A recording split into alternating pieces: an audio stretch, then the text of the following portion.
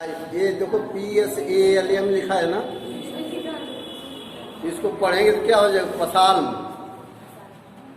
लेकिन इसमें P silent रहता है और L भी साइलेंट रहता है, यानी शाम ऑफ लाइफ। अभी शाम जो सुबह शाम वाला नहीं है।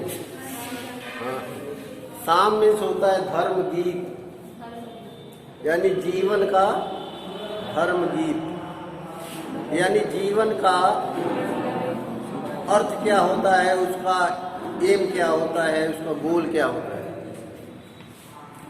सेंट्रल आइडिया इसका देख लो, तुम्हारी बुक में अच्छा इन सबों को मिल जाएगा। चलो नहीं मिलेगा तो क्या फर्क पड़ता है, समझ लो बस। The psalm of life is highly inspiring poem. Psalm of life जो है एक जो है बहुत ही प्रेरणादायक कविता है। The poet say that life is reality, not a dream. कवि कहता है कि जीवन जो है वास्तविकता है, not a dream, एक स्वप्न नहीं। जीवन जो है वास्तविक है, एक सपना नहीं है। It has a definite aim. It has a definite aim, यानी life has a definite aim. एक जो है डेफिनिट निश्चित उद्देश्य होता है, एक लक्ष्य होता है जीवन का। It does not mean mayor enjoyment और सारो। जीवन का मतलब केवल जो है एंजॉयमेंट आनंद लेना या दुखी होना ही इसका मतलब नहीं है। Life is like a battle which is full of struggle and difficulties. ये जीवन जो है एक युद्ध क्षेत्र है, बैटल फील्ड है, जो full of struggle and difficulties, जो परेशानियों और कठिनाइयों से भरा हुआ। जीवन हमेशा जो है परेशानियों और कठिनाइयों से भरा होता है। Our main duty in life to work hard and progress day by day. Our main duty of life, हमारे जीवन का जो है जो मुख्य ड्यूटी कर्तव्य है वो है हार्ड वर्किंग, परिश्रम करना, and progress day by day, और दिन रात जो उन्नति करना। It is the aim of life. The poet advises the young man to face the circumstances with courage and zeal and try to become a inspiration to others. कवि हमको सलाह देता है कि द यंग मैन, नौजवान युवाओं को चाहिए कि टू फेस द सर्कमस्टांसेस, हर तरह की परिस्थितियों को का सामना करें, विथ करेज एंड जील, यानी साहस और जील। जील का मतलब होता है किसी चीज को करने का जो तीव्र इच्छा जो होती है, उसको बोलते हैं जील। तो उसके साथ जो है हर तरह की परिस्थितियों का सामना करना चाहिए उसे। And try to become inspiring to others, और कोशिश करना चाहिए कि वो जो है दूसरों के प्रेरणा स्रोत बने। जब आप उन्नति करोगे, मेहनत करके परिश्रम करके जब उन्नति करोगे, प्रोग्रेस करोगे, तो क्या होगा, दूसरों के लिए क्या होगा, प्रेरणा हो जाएगा।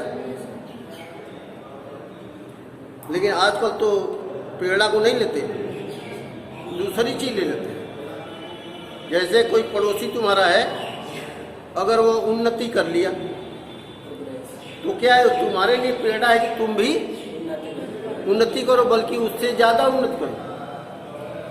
लेकिन लोग क्या करते हैं, अगर बगल वाला उन्नति कर लिया तो वो सोचता कि चलो इसकी टांग खींच के पीछे करो कि कैसे आगे बढ़े, कुछ न कुछ जो है उलझा देंगे, कुछ जो है फंसा देंगे, ताकि उसका प्रोग्रेस जो है रुक जाए। तो ये उल्टा अर्थ में लेते हैं। लेकिन होना क्या चाहिए कि जो लोग भी प्रोग्रेस करते हैं, उन्नति करते हैं, अपने को आगे बढ़ा लेते हैं, हमें जो है उनसे प्रेरणा लेनी चाहिए कि हम भी उन्हीं की तरह से उन्नति करें या उससे भी आगे चले जाएं। तो वही कह रहा है कि हर युवाओं को चाहिए कि वो जो है दूसरों के लिए प्रेरणा स्रोत बने। The young man should be patient and hard working. Young man को कैसा होना चाहिए? Should be patient. Patient means मरीज वाला नहीं, धैर्य। उनको जो है धैर्य रखना चाहिए अपने अंदर, एंड हार्ड वर्किंग, और परिश्रम करना चाहिए।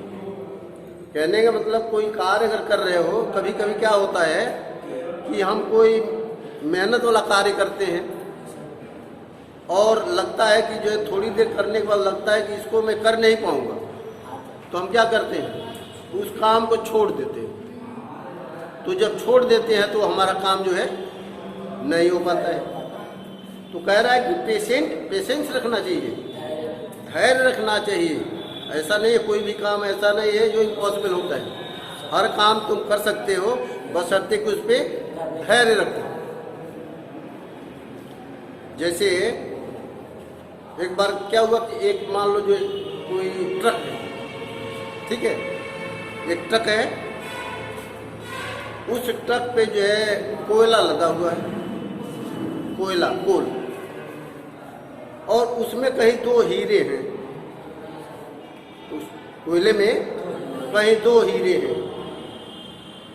अब ये मालूम हो गया कि इस कोयले में हीरे हैं, तो अब किसी को कह दो भाई 2 हीरे इसमें मिलेंगे,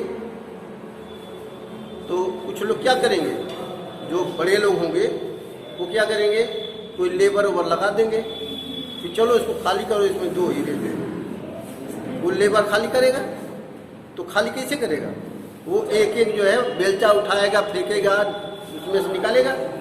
पता चला कि वो हीरे उसके बेलचे में निकल गए, चले गए, तो उसको जो है हीरा नहीं मिलने वाला, क्योंकि वो तो जल्दी में है उसको पाने के लिए, उसके अंदर धैर्य नहीं है। वो चाहता है कि जल्दी से मुझे हीरे प्राप्त हो जाए किसी भी तरह से। हीरे प्राप्त किसको होंगे? जो धैर्य रखेगा। तो उस व्यक्ति को जब हीरा निकालना होगा तो जाएगा और पलथी मार के बैठ जाएगा उस ट्रक में, उस कोयले पर, और एक कोयला इधर, एक कोयला इधर, एक कोयला इधर, एक कोयला इधर, इसे वो फेंकेगा। टाइम तो लगेगा, तो टाइम लगेगा तो इसका मतलब धैर्य रखना पड़ेगा। तो जब एक एक कोयला हटाएगा तो ऑटोमेटिकली हीरा उसको मिलेगा ही मिलेगा। तो जो धैर्य नहीं रखता है उसको सफलता नहीं मिलती। तो वही कह रहा कि यंग मैन को क्या चाहिए कि वो धैर्य रखे, एंड हार्ड वर्किंग, और कठिन परिश्रम करे। अब वो टकवा बैठ गया तो जानते हो क्या किया करेगा? चाय बन गई, चाय पी लो जी, कहा कि यही लाओ। खाना हो गया, यही लाओ। वहीं बैठे बैठे खाएगा भी पिएगा भी जब तक उसका काम नहीं हो जाएगा। चलो, they should be ready for any result. और धैर्य ही रखना नहीं है, वह किसी भी तरह का परिणाम आए उसको सहने की शक्ति रखे अपने अंदर। कोई जरूरी नहीं है कि तुम जो है जिस चीज को चाहते हो तो मिल ही जाएगा। कभी कभी ऐसा भी होता है कि हम मेहनत भी करते हैं, धैर्य भी रखते हैं, तो भी वो चीज नहीं मिल पाती है। तो उसको भी सहने की क्षमता तुम्हें अपने अंदर रखनी चाहिए। ये बहुत इंपॉर्टेंट पोएम है। देखो, 5 में आया है, 6 में आया है, 8 में आया है, 9 में आया है, 10 में आया है, 11, 12, 13, 14, 15, 16, 17, यानी हर साल जो है इस पोएम में से एक स्टेंजा आया है। तो मान लो तुम्हारा जो है नहीं 18 तक दिया है इसमें, तो जब किताब छपी होगी तो 18 रहा होगा। अब 19 और 20 चल रहा है, यानी कि आगे के वर्षों में भी आया होगा। तो कहने का मतलब इम्पॉर्टेंट पोएम है, इसमें से एक मिलता ही मिलता है। अब चलो स्टेंजा वाइज देखते हैं। Stanza 1, tell me not in mournful numbers, tell me not in mournful number, life is but an empty dream, For the soul is dead that slumbers, and things are not what they seem. कह रहा है कि tell me not, मुझसे मत कहो, मुझको मत सुनाओ। क्या? इन मॉर्नफुल नंबर्स, मॉर्न MOURN, एक तो मॉर्न होता है MORN और एक होता है MOURN। इस मॉर्न का मतलब होता है दुख, दुखी, कष्ट। कभी कह रहा है कि मुझको जो है दुख देने वाली, दुखी करने वाली कविताएं मत सुनाओ, मुझसे मत कहो दुखी वाली कविताएं। लाइफ इज, क्योंकि जीवन जीवन होता है, but not an empty dream, but an empty dream, but an empty dream. अब देखो, जहां भी बट का प्रयोग हुआ रहता है बीच में, तो बट के बाद जो सेंटेंस होता है उसका अर्थ निगेटिव होता है। लिखा रहेगा तो नहीं मालूम होगा कि निगेटिव, लेकिन उसका जब अर्थ करोगे तो बट के बाद वाले पोर्शन का अर्थ निगेशन में होगा। तो अब यहाँ दिया हुआ है लाइफ इज, जीवन जीवन है, बट एन एम्प्टी ड्रीम, लेकिन केवल खाली स्वप्न नहीं है। बट एन एम्प्टी ड्रीम इसमें कहीं नहीं दिख रहा है, नहीं दिख रहा है, लेकिन यहाँ बट कंजंक्शन है और उस कंजंक्शन का अर्थ है लेकिन नहीं, लेकिन नहीं। तो जीवन जीवन है, यह जो है कि खाली स्वप्न नहीं। For the soul is dead that slumbers, and things are not what they seem. और जीवन के लिए soul is dead, for the soul is dead that slumbers. लोग कहते हैं कि आत्मा जो है डेड होती है, मर जाती है, लेकिन आत्मा किसी की मरती नहीं है, वो हमेशा जो है जीवित रहती है, आत्मा कभी नहीं मरती है। And things are not what they seem, और उसी तरह से थिंग्स, चीजें जैसी हैं वैसी, व्हाट दे सीम, जैसा हम देखते हैं वैसी चीजें नहीं है, जैसा हम देखते हैं वैसी चीजें नहीं। क्यों नहीं होती हैं? एक्चुअली जो क्या होता है, कहा गया है कि they are not as they are but as we are. The things or person are not as they are, but as we are. व्यक्ति या वस्तु वैसी नहीं है जैसे हम देख रहे हैं, बल्कि वैसी है जैसे हम देखते हैं। यानी जैसे कोई व्यक्ति है, वो ईमानदार है और देखने वाला चोर है, जो उसको देख रहा है वो चोर है। तो चोर जब किसी व्यक्ति को देखेगा तो उसके अंदर देखेगा कि ये भी चोरवे हो, उसका उसको ढूंढेगा उसके अंदर कि चोरी का कोई लक्षण इसके अंदर है कि नहीं। और कोई ईमानदार होगा, वो चोर को भी देखेगा तो उसके अंदर उसको ईमानदारी नजर आएगी। तो चीज़ों को हम वैसे नहीं देखते जैसी वो हैं, वैसे देखते हैं जैसे हम हैं, यानी अपने अनुसार हम चीज़ों को देखते हैं। वही कह रहा है कि things are not what they are, चीज़ें वैसी नहीं होती हैं जैसी हैं।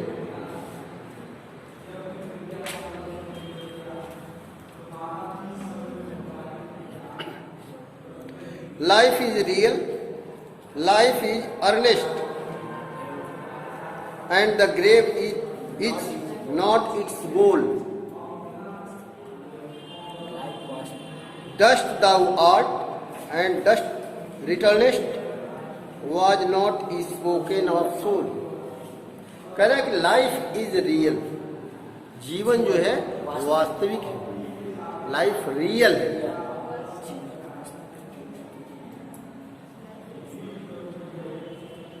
एंड लाइफ इज अर्नेस्ट, और इस जीवन का अर्नेस्ट, अर्नेस्ट मीन्स क्या? दृढ़, दृढ़ संकल्पित। जीवन जो है वास्तविक है और दृढ़ संकल्पित है। दृढ़ संकल्पित का मतलब जो है will power to do anything. तुम्हारे अंदर कुछ करने की दृढ़ शक्ति जो होती है उसी को बोलते हैं दृढ़ संकल्पित, यानी दृढ़ हो अपने संकल्प पे उसको करने के लिए। तो जीवन वास्तविक है और दृढ़ संकल्पित है। And the grave is not its goal, केवल जन्म लेना और उसके बाद मर जाना, ये इसका उद्देश्य नहीं है। ग्रेव में तो होता है कब्र, यानी कब्र में जाना ही जीवन का उद्देश्य नहीं होता है। जीवन वास्तविक होता है, दृढ़ संकल्पित होता है। केवल आना और मरना ये जीवन का उद्देश्य नहीं है। Dust thou art to dust returnest, dust thou art. Thou means क्या होता है? दाई, दाऊ, दाऊ मीन्स तुम्हारा, यू, दाऊ मीन्स यू, और उसको एडजेक्टिव के रूप में यूज करेंगे तो योर हो जाएगा। ये पोएटिक वर्ड से। डस्ट दाउ आर्ट, तुम्हारा आर्ट है, नहीं डस्ट दाउ आर्ट। कहा जाता है भगवान ने इंसान को बनाया है तो क्या लिखा जाता है? माटी के पुतले। मनुष्य को क्या कहते हैं? माटी के पुतले। तो भगवान जो है माटी का पुतला तुम्हें बनाया है, मिट्टी से तुम्हें बनाया है। डस्ट द आर्ट, हे भगवान तुम्हारा आर्ट, तुम्हारा निर्माण जो है मनुष्य का है वो क्या है? मिट्टी से बना हुआ है। एंड डस्ट रिटर्नेस्ट, और अंत में मरने के बाद फिर ये मिट्टी में ही मिल जाता है, रिटर्न, वापस हो जाता है। तो मनुष्य जो है मिट्टी का बना होता है और मिट्टी में ही अंत में मिल जाता है, डस्ट में ही मिल जाता है। Was not spoken of soul, तो ये मनुष्य के लिए कहा गया है कि तुम मिट्टी के बने हो और मिट्टी में मिल जाओगे तुम्हें।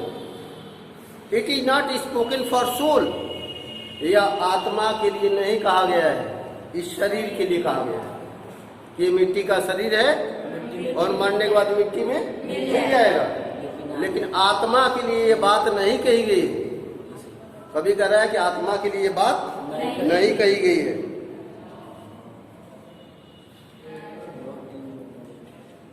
चलो stanza number 3, not enjoyment and not sorrow is our destined end or way, but to act that each tomorrow finds us farther than today. कभी कह रहा है कि नॉट इंजॉयमेंट, जिंदगी का लक्ष्य केवल जो है आनंद लेना नहीं है।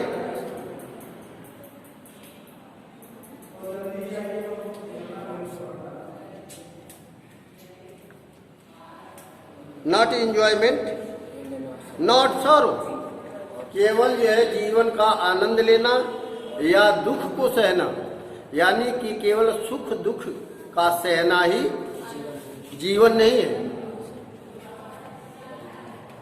Is our destined end or way, यही जो है हमारे जीवन का एंड नहीं होता है कि हम जो है सुख ले दुख ले, दुख को झेले सुख को भी ले, यही जो है जीवन का अंत नहीं है।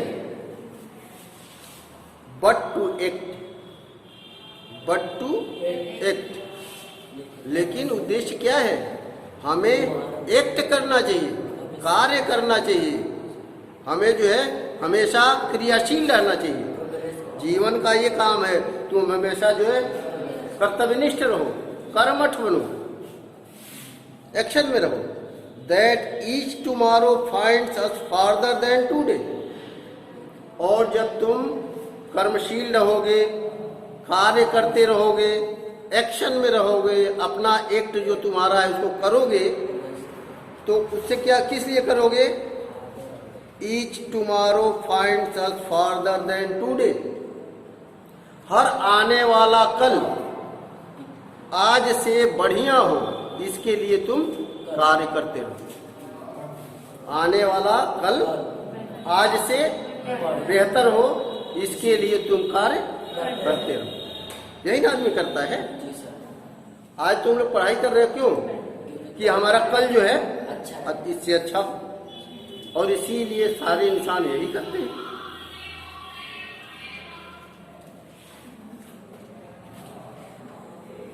Stanza number 4।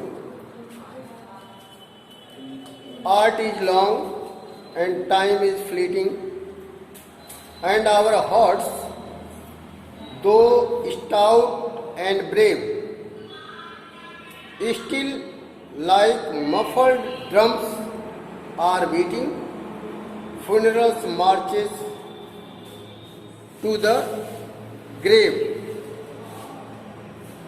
इसमें कवि जो विस्तृत रूप से बता रहा है कि आर्ट इज लॉन्ग, कला नहीं, यहाँ कला से मतलब है कर्म, जो कार्य तुम कर रहे हो, ये कार्य करने की जो कला है वह जो है लंबी है।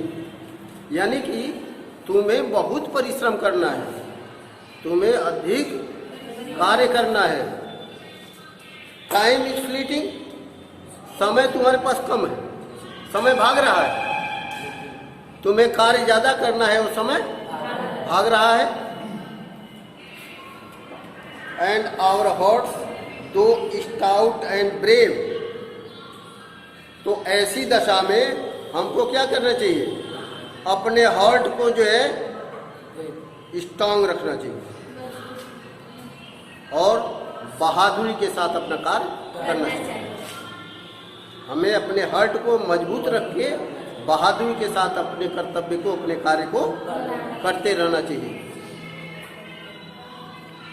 Still like muffled drums are beating, funeral marches to grave.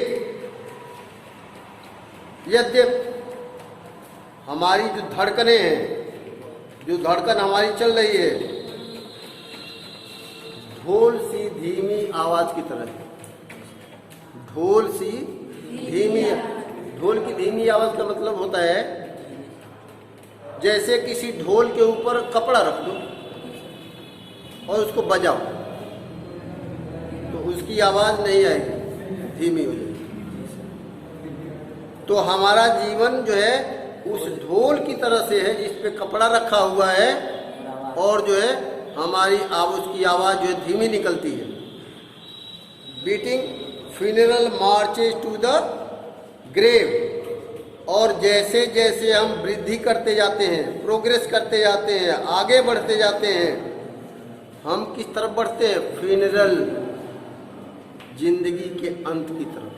Funeral मतलब होता है मनुष्य को ले जाना, क्रिया जलाना, उनका दाह संस्कार करना, ये फ्यूनरल होता है, दाह संस्कार। तो इस तरह से हमारी जिंदगी जो धीरे धीरे फ्यूनरल की तरफ, उस अंत की तरफ, जीवन की तरफ बढ़ती जाती है।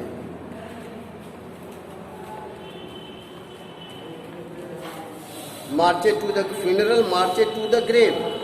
फ्यूनरल मार्चेज, मार्चेज मैंने जाती है, टू द ग्रेव, कब्र की तरफ, यानी जीवन के अंत की तरफ।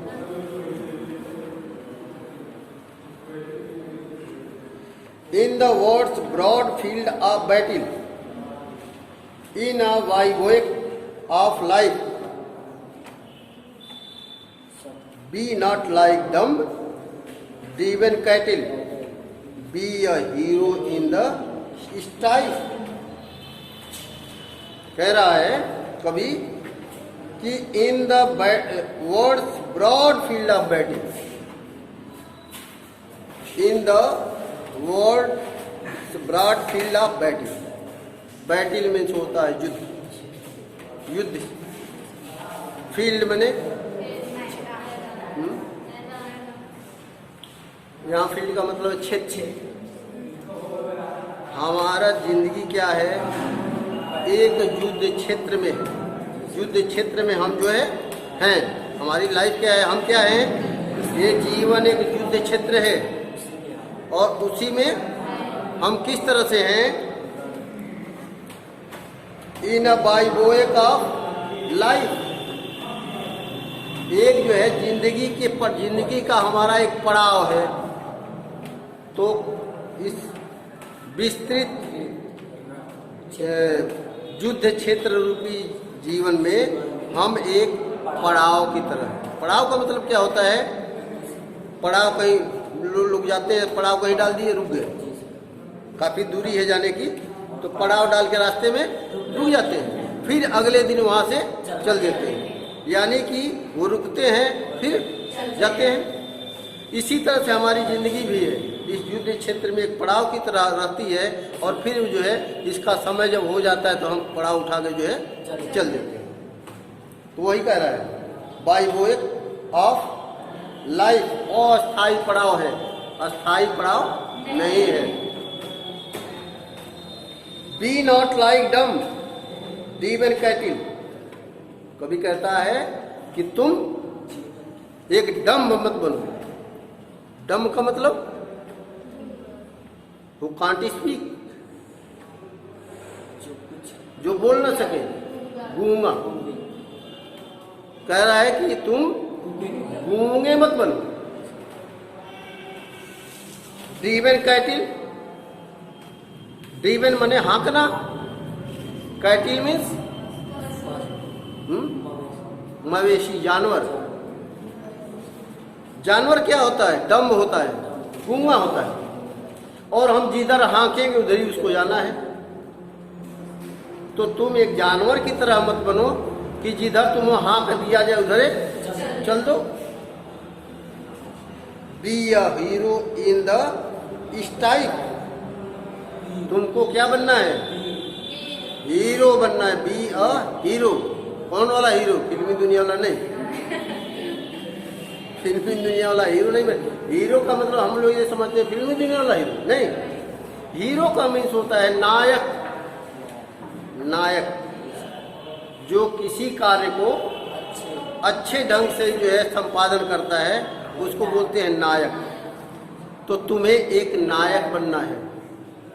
इसका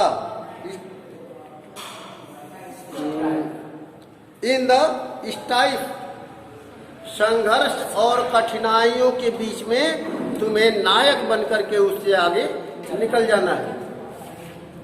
हीरो का क्या काम होता है, एक हीरो होता है और 50 गुंडे आ जाते हैं, भाला और गड़ासा और कने बंदूक लेके, और वो अकेले सबको मार के गिरा देता है, चला भी जाता है, नहीं मार देता है।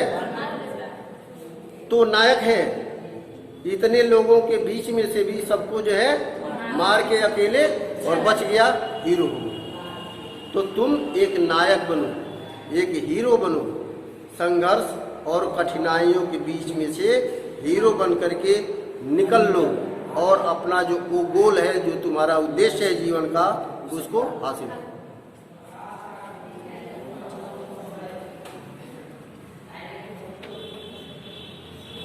तुम्हें तो कोई ठोएका जी, कितना टाइम हुआ देखो, रहने दो।